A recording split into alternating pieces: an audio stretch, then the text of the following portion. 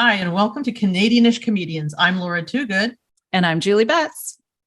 Jessie Olsen is a loud and bold Toronto stand-up comedian who hosts comedy shows all over the city. Living her best life, sexually, physically, emotionally, and mentally, Jessie is empowering other women to do the same. She is passionate about living authentically as a curvy, body-positive, sex-positive feminist babe. She feels the world would be a better place if more women embraced pleasure and allowed themselves to feel more. In the fall of 2020, she started hosting her own podcast called Your Place or Mine, sharing a combination of comedy talk, sexy stories, and conversations with friends about the dating life in Toronto. There's laughing, crying, plus inspiring and stimulating conversation. Consider yourself warned, for this is Jessie Olsen. Hello, Jessie. Well, hello. Thanks for having me. Oh, it's our pleasure. Thanks so much. Listen, there's so much going on in your life. It's crazy. It's so busy, to say the least. Tell us a little bit about what you've been up to. Yeah, so life is busy, but it's filled with really amazing things, which is super cool. As you mentioned in my little bio there, I think a big plan for me over the last couple of years is to really do the things that I want to do that feel good and aligned with my overall morals and values. So the things that keep me busy these days are running the podcast, doing comedy shows, and then I work for a sex toy company as my 9 to 5, working with influencers in that field. So nice. It's all really sexy and it's a lot of fun. It's great. I'm a little jealous. Sounds like a fun life. So how have you combined your podcast brand with your comedy brand? Because I know that's important. Totally. So I started the podcast first. So that was in the fall of 2020. And then I didn't get into doing comedy until last fall. So it's only been a little over a year since I got into the comedy scene. And starting the podcast was its own separate thing, something I'd always wanted to do. And the pandemic just gave me more time to focus on it. And I started having some local comedians on the podcast because I was a big Toronto comedy goer. Mm-hmm. Like a lot of comedians are into comedy first, but I was specifically into like local Toronto comedy and went to tons of shows. So the podcast gave me a chance to get to know some of these comics and start to build some relationships. So when I saw a class running like intro to stand up last summer, I wasn't even planning on getting into comedy. I just wanted to learn a bit more about the comedy writing process. I figured that would help me get better with the podcast. And then I did my student showcase at the end that was on Zoom, which was fine, but Zoom comedy is not quite the same as in person. So I tried an open mic face-to-face with other people and I was hooked just immediately. So I think one of the things that helped is I already really had like a brand and a personality within the podcast that I had really honed over a period of time. So that translated really well on stage because who I am on stage is the same person I am on the podcast, who's the same person that's sitting right here with you right now. So it made it a lot easier because I already knew who I was and what I wanted to talk about. Mm-hmm. Well, I'm surprised because it seems like you've been doing it for longer than, what did you just say, a year? Yeah, a little over a year. Thank you very much. That means a lot. Crazy. Wow. Yeah, I'm hustling on it. Good for you. Sure. I know. I mean, I was going to ask what your pivotal moment was, but has there been one? So I think like getting into comedy and starting to do open mics was really great. The first couple of shows I did weren't awesome. Like it was run by some people who aren't known for doing some really great things here in the city, but it was kind of just like testing it out, getting on stage, doing a booked show. And I ran my first show that I produced and hosted in November of last year. And that was like a 1-year anniversary show of the podcast. And that was kind of a like, let's see what we can do. And I was going to run it in a small venue, but I chased Comedy Bar for months until they got back to me. Good for you. Yeah, it was a lot of hustling to get in there.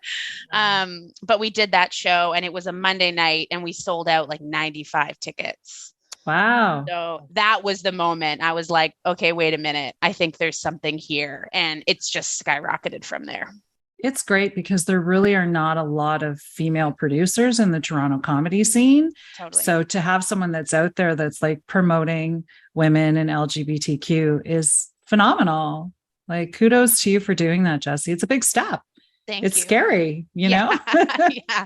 It was really scary. And there's no information out there. Like, there are no resources. I was really lucky that I had all these connections with different comics. So I sent out like a survey basically to like 60 different comics I knew to understand more about what people should get paid, what should ticket prices be, length of sets, all that kind of stuff. And I think the pandemic actually, I think, worked in my favor in a lot of ways, because there was a unique opportunity where a lot of people stopped producing shows, and there's such a shortage of women producers in the city, just like you said. And it was definitely a gap that needed filling. So it was super cool.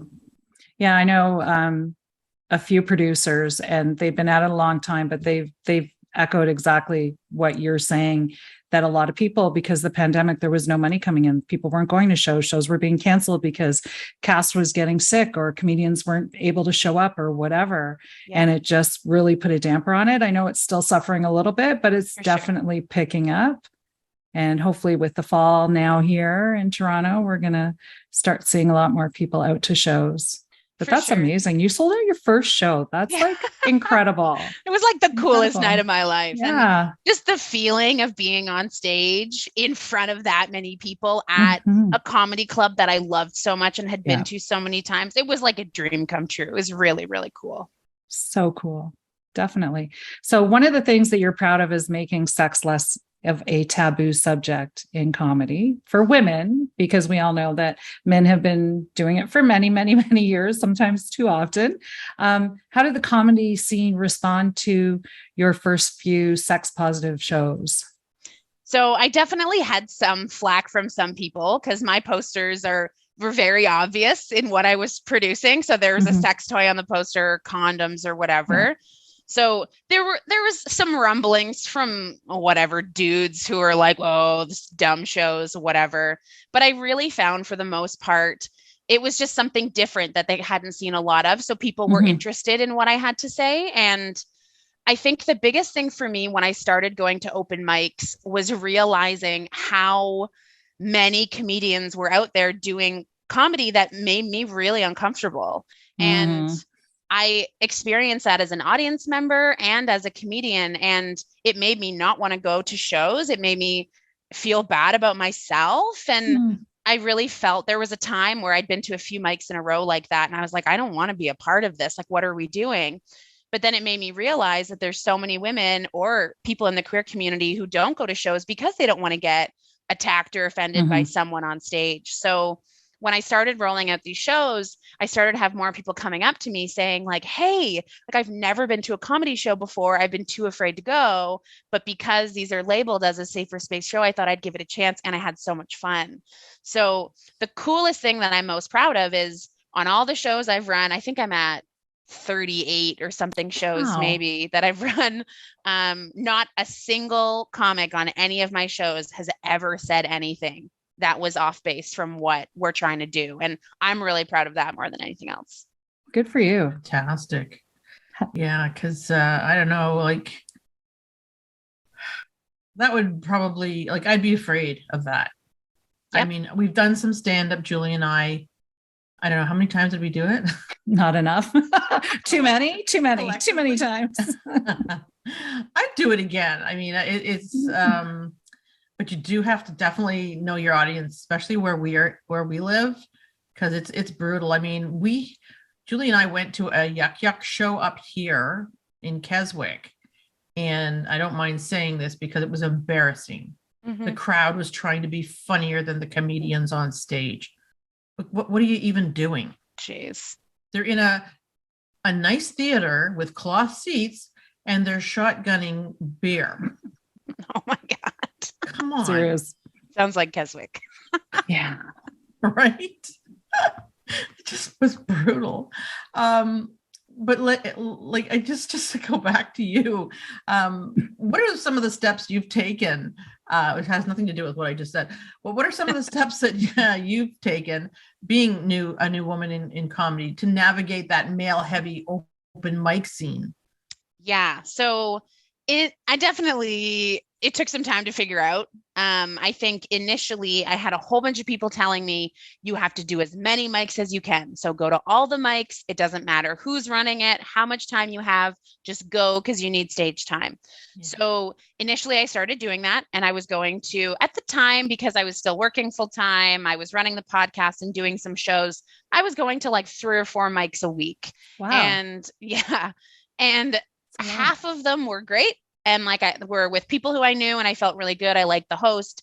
And then half of them, I really had to emotionally and mentally prepare myself to go because I knew there would be people there who would make me really uncomfortable. So I did that for a long time and kind of told myself it was like building up a thicker skin because that was like what all of these people, men, had told me I was supposed to be doing. And there was a few experiences where I felt really uncomfortable. There was some people who like called me out by name on stage because I like didn't laugh at their offensive jokes or wouldn't book them on a show.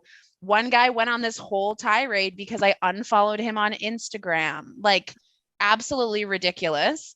So it got to a point where it was a friend of mine outside of comedy who was like, babe, listen, like, why are you putting yourself in this situation? Like, is this really growing you as a comedian? Mm. It's not. And it's not about networking with the people in those rooms because I'm not doing shows with them anyways. And so I cut right back and I started going to 1 or 2 a week. And over the past 6 months or so, some more really awesome femme forward mics have started to pop up because more of us are talking about this huge gap in the industry. And there's so many women and queer comedians coming into the industry who don't know where to land. And it's become something that I'm really passionate about to ensure they know the right rooms to go to. Yeah. Because like last week, a comedian reached out to me because she was sexually assaulted at a mic a few months ago and didn't have anyone to talk to about it. And that's heartbreaking. And it's so just sad because she was new and didn't know that it wasn't a room to go to. And that was so horrible. And I really am on a mission to ensure that people are more educated before they get out there so they know that they're going to like safe and comfy rooms. Absolutely. And again, like, what you're doing is very noble and in the long run is going to help so many people. Like, it is a little bit of why we started Canadianish Comedians, because we thought being involved in the comedy scene, it still is very male dominated. It's an old boys club. And it's so refreshing to see that women are really starting to step up, and the LGBTQ community. Yeah. Not that there's not problems with both and everyone. Totally. We all have our issues. I'm sure that there's some comedians in all of them that aren't great representation of what comedy should be all about. But women and LGBTQ really are underserved. And I don't think it's just the Toronto area. I think it's across the board in comedy everywhere. Yeah. You know, it's nice to see on Netflix that, you know, you are seeing a lot more female comedian specials.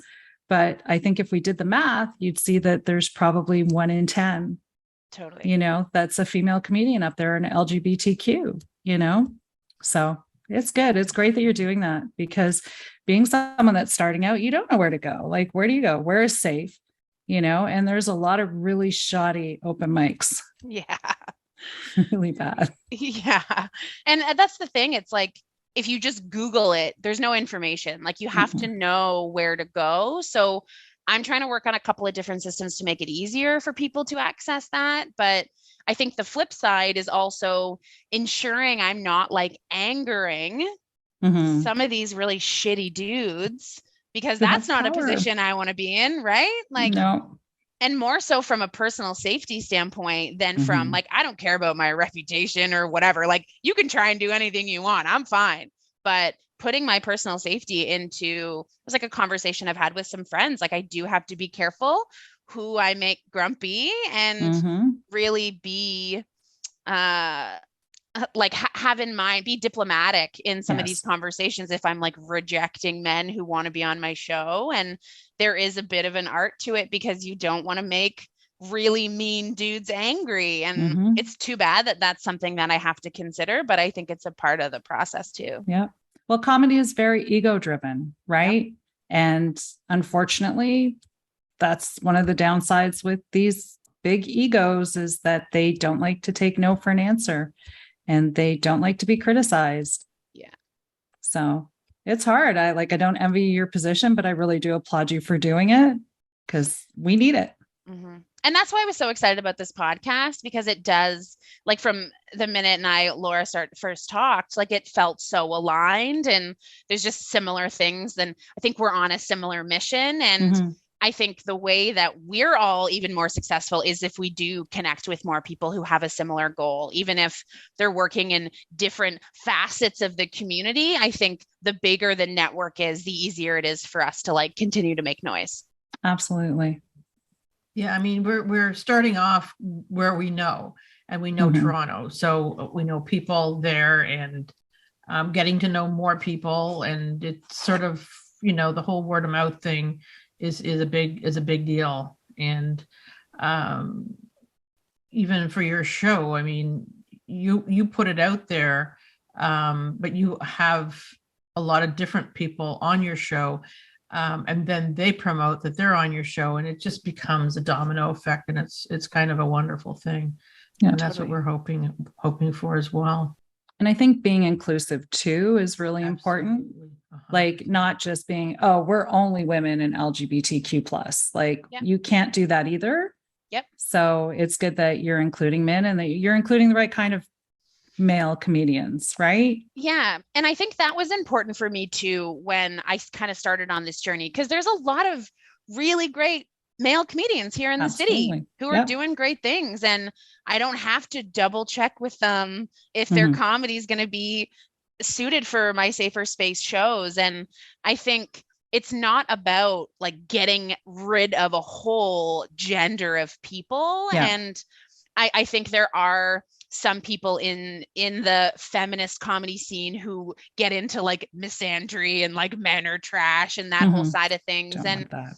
That's just not my brand, because like I'm also a hoe, and like I need men. They're like a part of the process for me. And I have a lot of really great male friends who are comedians, and there's just so many great comics in the city, but I think it's important to have balance on shows. So it's not 7 dudes and 1 woman. And I think being able to show that you can book really great pro acts and still have a really good balance, I think is really, really important part of the process. Yeah.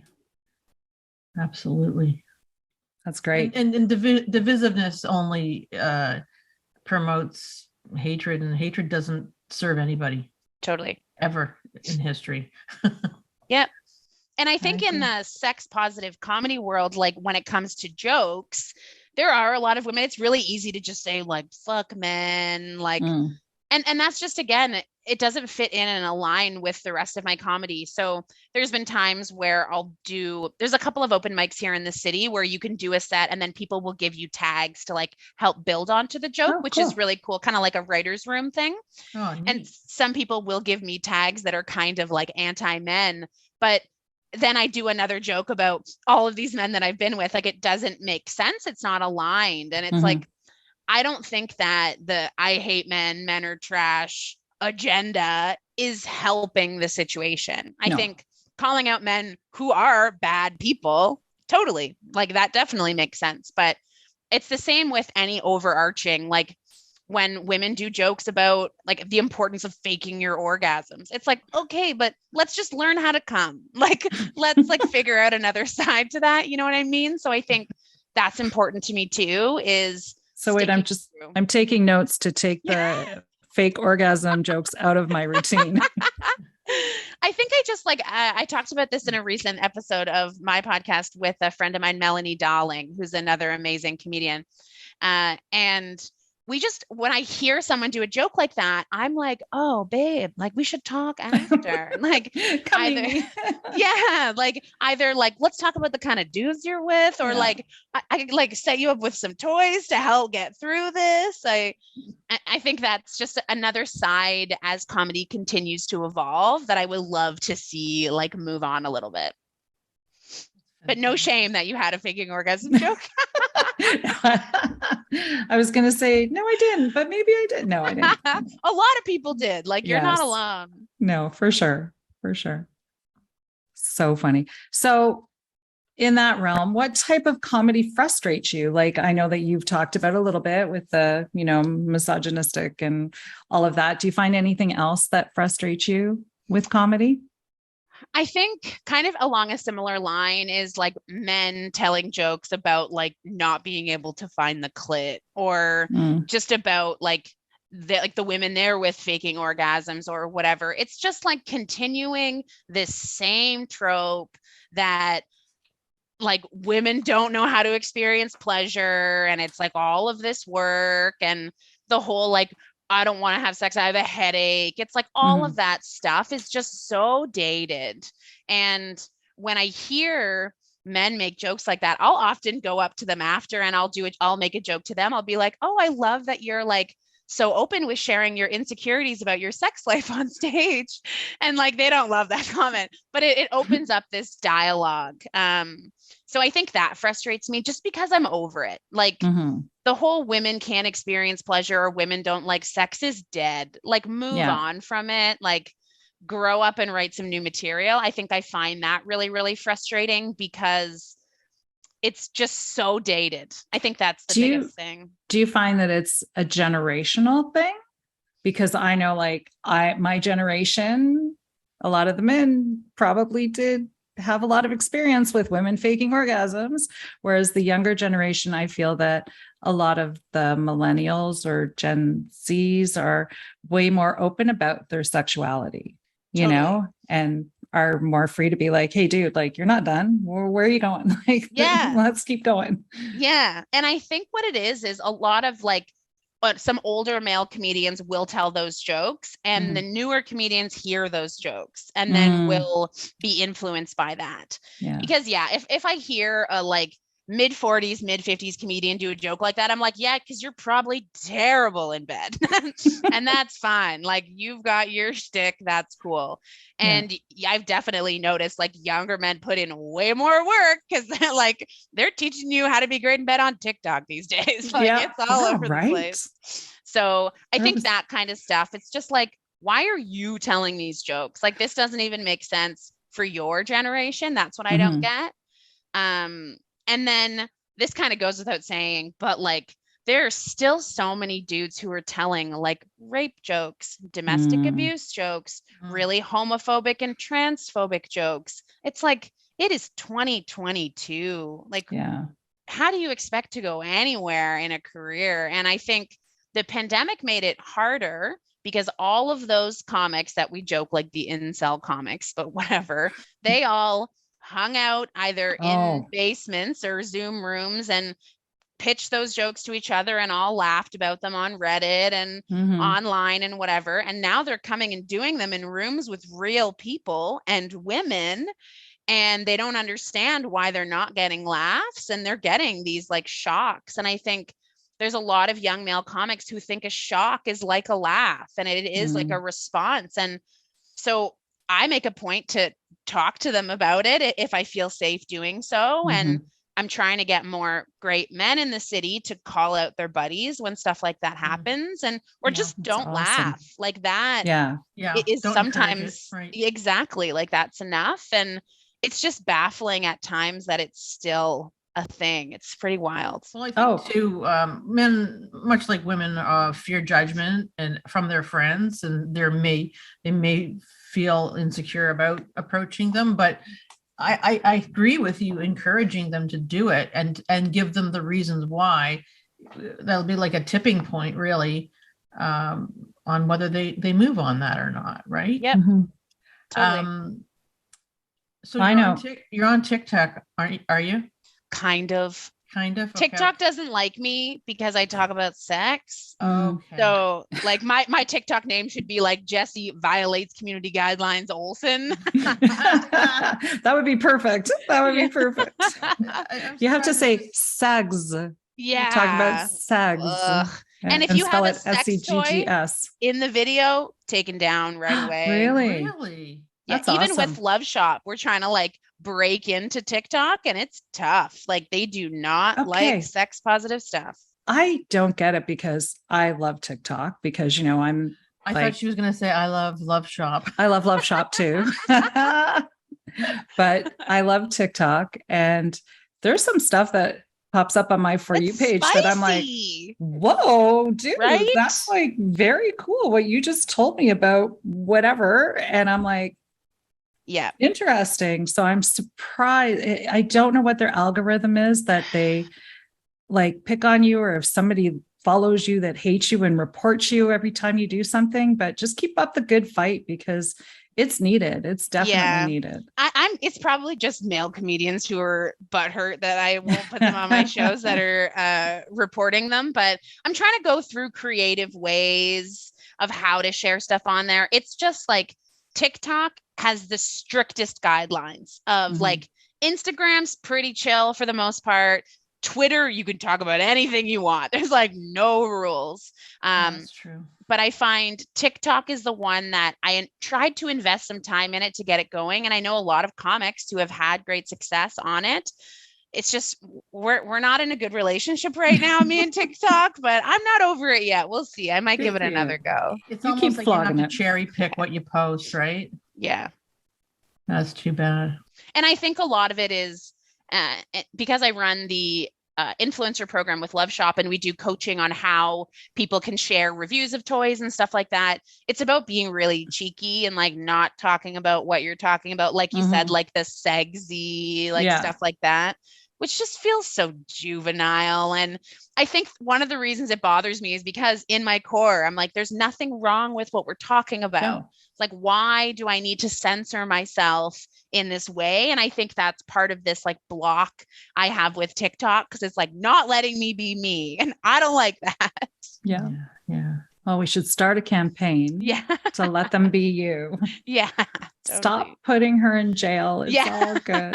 Yeah, exactly. Get a petition going. Yeah. Because there's some like good stuff on TikTok, but there's also some stuff that is like, how is that being banned, but you being, or is okay, but then you talking about sex toys isn't, like, makes no sense to me. Yeah, I agree. None whatsoever. Right. So it's amazing what's out there and what we can access nowadays as comedians and trying to educate people. And it's sad that like TikTok is so archaic. Yeah. And who knows, maybe it'll keep changing. Like maybe they'll loosen some things down the road. Maybe it's just a numbers game and I just have to keep doing it. And one day something will get through and then other things will. I don't know. Yeah. Well, you are doing amazing things for women and transgender people in comedy. So how are those people reacting and how are you reaching them? Like, is there a way for them to reach you directly if they want to, or? So I think I'm meeting a lot of new people just by going to these like femme forward open mics. There's a couple of really great ones that run in the city. There's one called Open Michelle. That's like a bi-weekly that's run by Noor Hadidi and Jess Bow. And that one's really awesome. And then one called Comedy for Girls that's run by Kelsey Ryan. It used to be in Roncesvalles, but now they're testing it out at Henderson's Brewery. But both of those, it's like they're all gender mics, but there is preference for women and queer comics. And so I've just made a lot of contacts there. So if I meet someone new, I just tell them to go to those because it's a great place to network. And then I run a show called Fresh Hot Babes that has new women or queer comics within their first couple of years who come and they do 5 minutes. We book a bunch of them and then have a couple pro headliners. So that gives them a chance to see what a booked show is like. And also like a cozy, warm room of a booked show. Like we do that at Tall Boy. So it's a 25 capacity venue. I run that with my friend, Carrie Johnson. And it's just like friends come out or we'll get walk-ins. Everyone wants to laugh. Like it is just really warm. And I think it's important to give people an experience of like, this is what a good book show should feel like. Yeah. So that when they get offered these other like unpaid, weird, mostly dude shows, they just have some contrast and do realize like what's possible and they can have some standards for that. So if anyone's listening and they're curious to get in touch, the easiest way is through Instagram. That's like, I do all my networking on Instagram. I don't leave my house without like catching a couple new followers that I like meet at the coffee shop or whatever, where I'm talking about my shows. So Instagram's probably the easiest one. And I just think Facebook, there's a lot of really great like open mic groups and stuff. So just like search on Facebook, like Toronto open mics, and you'll see a bunch of groups there. I try and pop in if someone like anyone that seems like they're not a mean dude asks about mics, I go in and like will comment on what I think the best ones are, and will often DM them privately just to make sure the right information is going into the right hands. Wow, you really are like a champion for the cause. That's awesome. Yeah. Like it really, really is important to me. And I think I've done a lot of soul searching over the last couple of years and figuring out, I used to work for a tech startup and really figuring out kind of what my next move was. And I do enjoy being a leader, and I've done that in all the different jobs that I've had. I've always been in management or a team lead of some kind. And I get a lot of gratification from empowering people to want to do what really makes them feel good. And I think I have a really cool opportunity to have some influence here and like use it for good. And I get a ton of joy from this. It really does make me feel really, really good. And I'm just excited to see how it continues to grow. So are we. Yes. And this podcast is going to help. Listen, Jessie, thanks so much for taking the time to be with us on Canadianish Comedians. We're looking forward to seeing more of your shows and applaud you for helping to improve the world of comedy for all of us. Thank you so much. Thank you. We will be in touch. I love it. It's been a blast. Thanks for having me on the podcast. I'm so excited and would be happy to help you get more guests in the future with some of my babes. So yeah, we'll keep in touch. I'm looking forward to this. Cool. Perfect. Okay, Thank you, Jessie. Thank you. Love it.